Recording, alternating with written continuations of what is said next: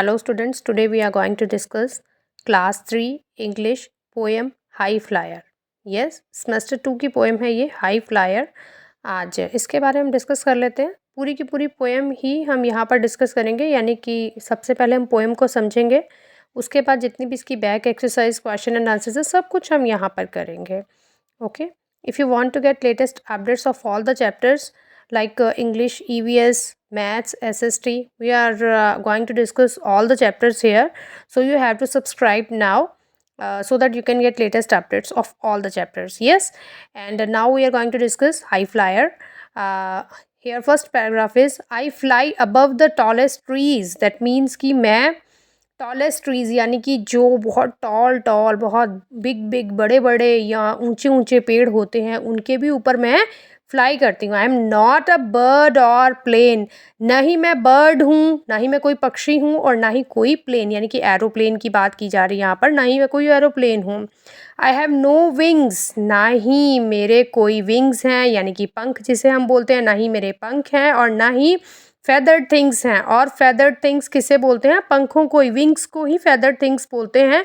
वो फेदर के थोड़े से सॉफ्ट होते हैं इसीलिए उन्हें फेदर्ड बोला जाता है. Yes, I do not like the rain. और मुझे रेन बिल्कुल भी पसंद नहीं है. तो यहाँ पर बात किसकी की जा रही है?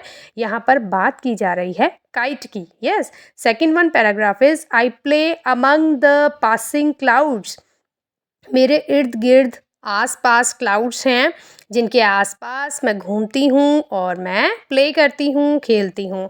आई like to rise and sail. मुझे ऊंचा उड़ना बहुत ज़्यादा पसंद है. I am a friend who loves the wind. मैं दोस्त हूँ और मुझे हवा से बहुत प्यार है. I am big and have a tail. मैं बहुत बड़ी हूँ और मेरी एक टेल यानी कि एक पूंछ भी है. जो थ्रेड होता है उसे ही टेल बोला जाता है. ठीक है.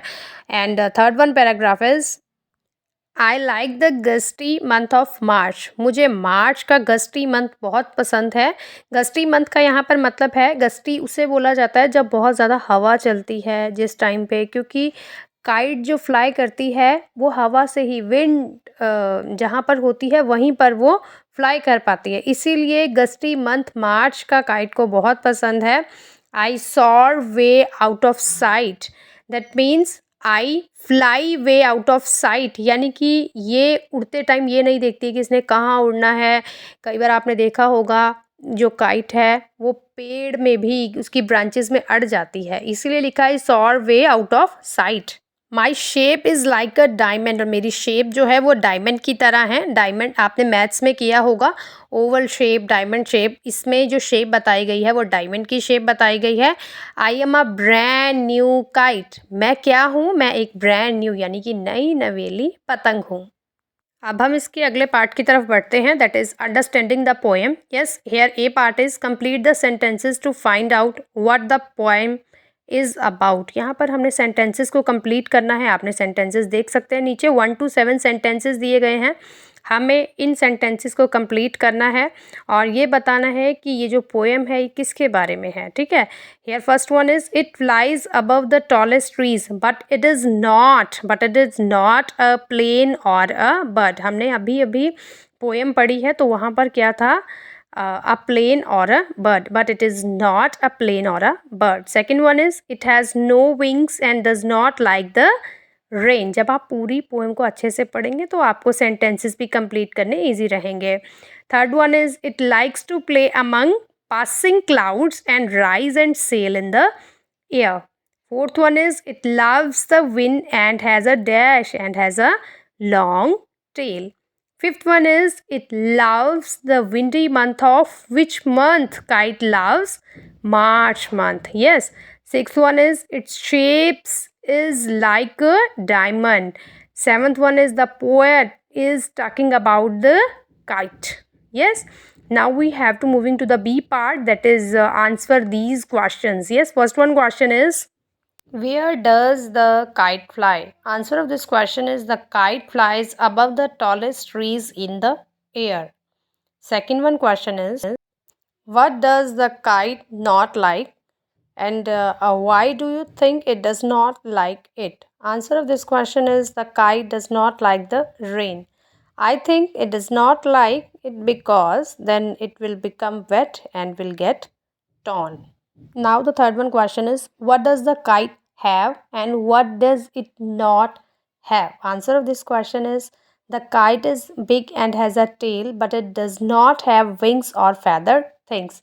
Here fourth one question is, why does the poet refer to the month of March as gusty? Answer of this question is, the poet refers to the month of March as gusty wind blows during this month.